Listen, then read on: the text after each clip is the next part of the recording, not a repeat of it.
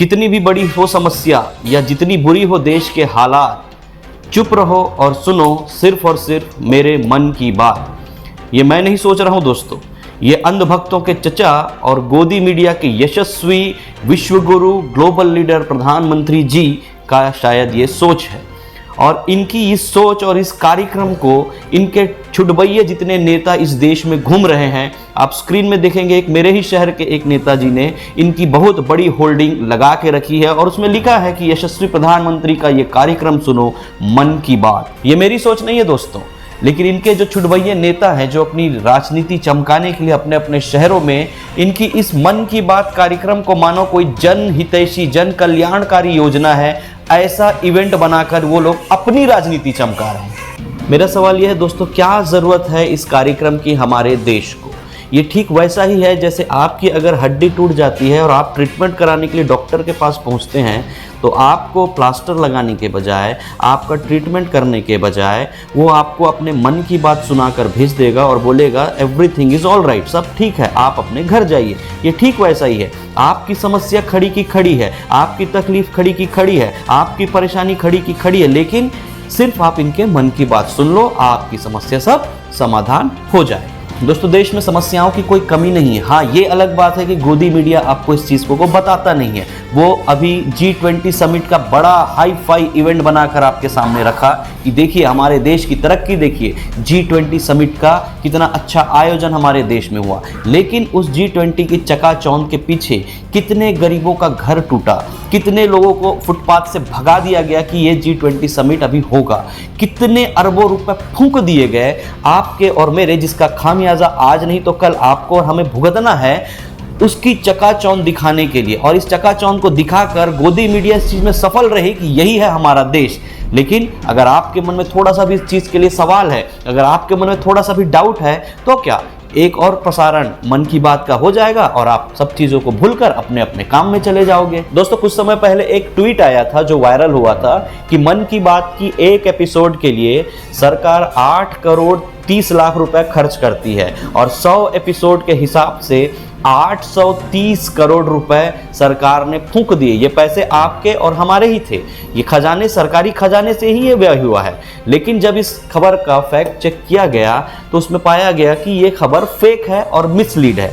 खैर, कोई बात नहीं, 830 करोड़ आपने शायद खर्च नहीं किए हो, मन की बात पर 830 करोड़ खर्च ना हुआ हो, लेकिन इसका मतलब ये नहीं कि खर्च बिल्कुल नहीं हुआ है, क्योंकि ये राष्ट्रीय प्रसारण है, ये पूरे देश में प्रसारित होता है चित्रहार की तरह, क्योंकि इसमें एक खर्च आता है। वो खर्च का एग्जैक्ट फिगर अभी हमारे पास नहीं है, लेकिन 830 करोड़ ना सही, क्या बिल्कुल खर्च नहीं हुआ है? अगर खर्च सरकार ने कुछ किया है तो वो खर्च कहाँ से किया? सरकारी खजाने से किया। और सरकारी खजाना भरता कैसे है? आपके और हमारे टैक्स पटाने से।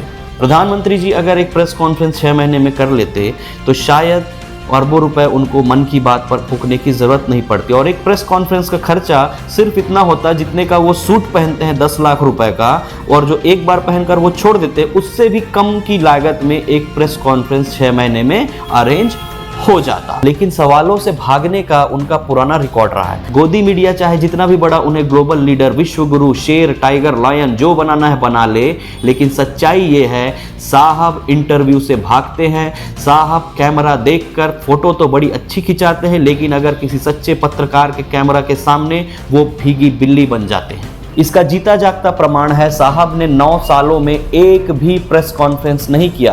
वो जनता के सवालों से भागते हैं, लेकिन जनता से जुड़े रहने का नाटक करने के कारण वन साइडेड रेडियो पर मन की बात नाम की बेवकूफ़ी भरा कार्यक्रम वो चलाते हैं। और इसके बाद भी अंधभक्त और गोदी मीडिया ये चीज़ को नहीं समझते। अगर कोई व्यक्ति उनकी दोगली हरकत को नहीं समझता तो तुमसे बड़ा, उनसे बड़ा मूर्ख इस दुनिया में कोई नहीं है।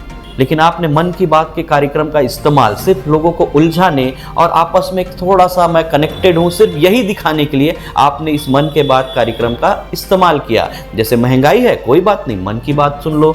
बेरोजगारी है, कोई बात नहीं, मन की बात सुन लो। 1200 रुपए का सिलेंडर है, कोई बात नहीं, मन की बात सुन लो। 200 रुपए का अगर छूट दे रहे हो तो कोई बात नहीं, फिर भी मन की बात सुन लो। बच्चे भूखे पड़े हैं, कोई बात नहीं, मन की बात सुन लो। गरीबों के घर उजाड़ दिए G20 समिट में, कोई बात नहीं, एक और मन मन की बात सुन लो। भूखमरी में देश आगे बढ़ रहा है, कोई बात नहीं, मन की बात सुन लो। आपने बहुत अच्छा खेल खेला साहब, लेकिन 2024 में अब आप जनता के मन की बात सुनेंगे। इसलिए मेरी अपील है इस देश के हर एक नागरिक से कि सतर्क रहें, सुरक्षित रहें, अपने परिवार वालों की हिफाजत करें, ज़्यादा देर किसी को बाहर घूमने ना दें। ये मैं इसलिए बोल रहा हूँ दोस्तों क्योंकि पुलवामा की घटना के बाद इन्होंने उस घटना को अपने चुनाव में भुनाकर दोबारा सत्ता हासिल की थी। उस समय भी इनकी स्थिति बहुत खराब थी, लेकिन वर्तमान में इनकी स्थिति बहुत ज़्यादा खराब है और अब ये साम दाम दंड भेद किसी भी चीज़ का इस्तेमाल करके सत्ता में आने की कोशिश करेंगे। इसलिए आप अपने आसपास, चाहे आप शहर में रहें, नगर में रहें, कस्बे में रहें, मोहल्ले में रहें, कहीं भी रहें, विशेष अपने परिवार का ध्यान दें। ये कुछ भी धार्मिक उन्माद करा सकते हैं। ये सेना के साथ तो कर चुके हैं, लेकिन शायद अब अगली बार सेना टारगेट ना हो, आप खुद इसका टारगेट हो, आपके बच्चे शायद इसके टारगेट हो, धर्मस्थल इसके टारगेट हो, कई समाज, कई धर्म, कई जाति पाति के लोग इसके टारगेट हो। किसी भी रीति से ये लोग अब सत्ता में आने की कोशिश करेंगे। इसलिए आप सतर्क रहें, अपने परिवार को सतर्क रखें और सब आपसी एकता, भाईचारा, अखंडता बनाए रखें। इसलिए अब मुझे दीजिए इजाज़त। पसंद आया तो इस वीडियो को लाइक करें, शेयर करें और हमारे चैनल को सब्सक्राइब करें। हम मिलते हैं अगली बार, तब तक के लिए धन्यवाद।